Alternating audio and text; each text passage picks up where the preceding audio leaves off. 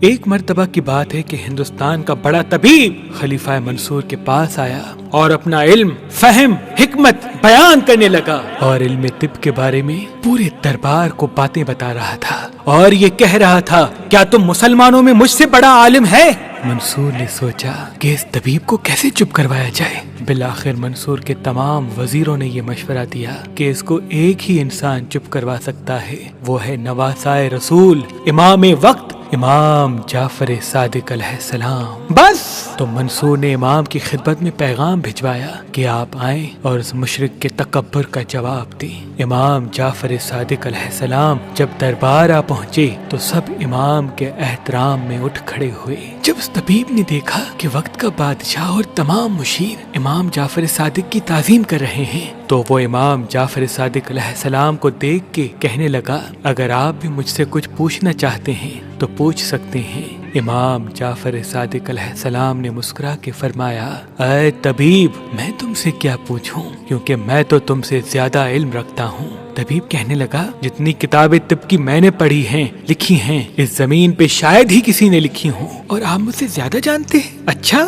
تو بتائیں، آپ کے نزدیک طب کیا ہے؟ کسی انسان کا علاج کیسے کیا جائے؟ امام جعفر صادق علیہ السلام نے فرمایا، اے طبیب، جب کسی بیماری کا غلبہ ہو تو اس کا علاج ضد سے کرنا چاہیے، یعنی خشک کا تر سے، گرم کا سرد سے، سرد کا گرم سے، اور ہر حالت میں اللہ پر یقین رکھنا چاہیے۔ یاد رکھ کہ معدہ تمام امراض کا گھر ہے اور پرہیز تمام دوائیوں کی دوا۔ انسان جس چیز کی عادت اختیار کر لیتا ہے تو اس کے مزاج کے موافق اس کی صحت کا باعث بن جاتی ہے۔ تو وہ طبیب پوچھنے لگا، بلا شبہ یہ سچ ہے، یہ باتیں آپ نے کہاں سیکھی؟ امام جعفر صادق علیہ السلام نے فرمایا کہ میں نے اپنے بابا سے، انہوں نے اپنے بابا سے، انہوں نے اپنے بابا سے، انہوں نے اللہ کے رسول سے، اور انہوں نے اللہ سے سیکھی۔ وہ طبیب کہنے لگا، بلا شبہ یہی اصل طب ہے۔ امام جعفر صادق علیہ السلام نے جب اس کا تکبر دیکھا تو فرمانے لگے، اے طبیب، کیا میں تم سے کچھ سوال کروں؟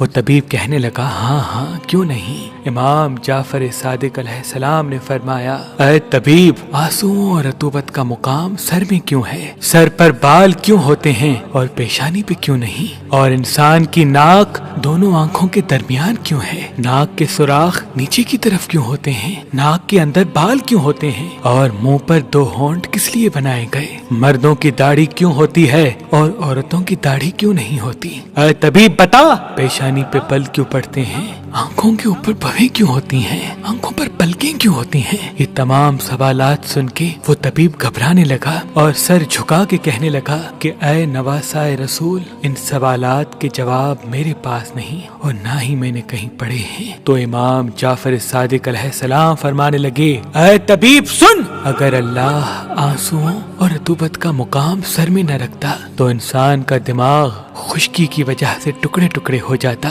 اور اللہ نے سر پر بال اس لیے رکھے تاکہ اس کی وجہ سے تیل انسان کے دماغ تک پہنچتا رہے اور بہت سے فاسد مادے دماغ سے باہر نکلتے رہیں تاکہ دماغ شدید گرمی یا شدید سردی سے محفوظ رہے۔ اور پیشانی پہ بال اس لیے نہیں ہوتے کیونکہ اس جگہ سے آنکھوں تک نور پہنچتا ہے اور اللہ نے اس جگہ کو سجدے کے لیے منتخب کیا، اور پیشانی پہ بل اس لیے آتے ہیں تاکہ سر کا پسینہ آنکھوں تک نہ پہنچے یا پسینہ شکنوں میں ٹھہر جائے اور انسان اس کو آسانی سے پہنچ لے۔ آنکھوں پر بھویں اس لیے ہیں تاکہ تیز روشنی آنکھوں کو تکلیف نہ دے، اور آنکھوں پر پلکیں اس لیے ہیں تاکہ انسان تیز ہوا اور مٹی سے آسانی سے اپنی آنکھوں کی حفاظت کر سکے۔ اور اللہ نے ناک کو آنکھوں کے بیچ میں اس لیے رکھا تاکہ متناسب لگے، اور ناک کے سوراخ نیچے کی طرف اس لیے رکھے تاکہ دماغی رطوبت ناک کے وسیلے سے آسانی سے خارج ہو سکے۔ اور کھانے کے وقت جو غذا انسان کھانا چاہے جب وہ منہ کے قریب آئے تو ناک اسے آرام سے سونگھ سکے کہ یہ غذا کھانے کے قابل ہے یا نہیں۔ اور ناک کے سوراخ کے اندر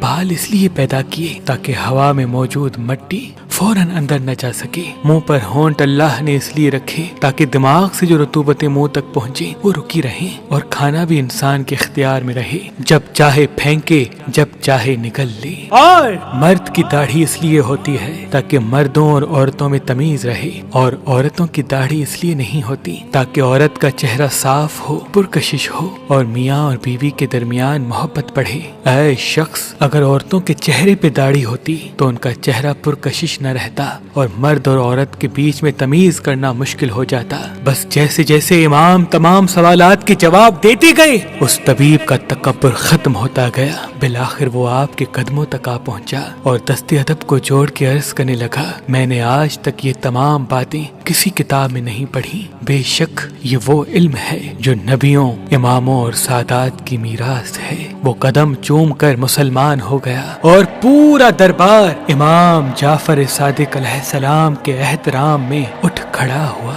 सलाम हो इमामों के इमाम, इमाम जाफर सादिक अलैहिस्सलाम पर। इमाम जाफर सादिक अलैहिस्सलाम।